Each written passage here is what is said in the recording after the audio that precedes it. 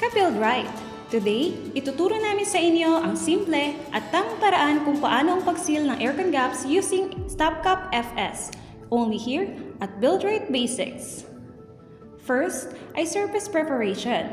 Make sure na ang pag-a-applyan ay free from dust and dirt. Second, protect the areas na hindi dapat malagyan ng sealant using masking tape. Then moisten the surrounding area with water. Third, shake Stopgap FS 20 times. Saka ilagay ang 40% nito sa space na kailangan i-seal. Hintayin itong matuyo for at least 30 minutes. Kapag tuyo na ito, pwede nang alisin ang excess cured foam.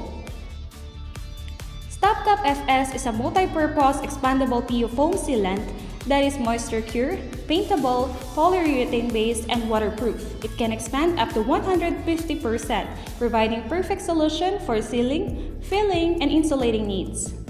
Lastly, bago mag-paint, maglagay ng masking tape para maiwasan malagyan ng pintura ang paligid ng aircon.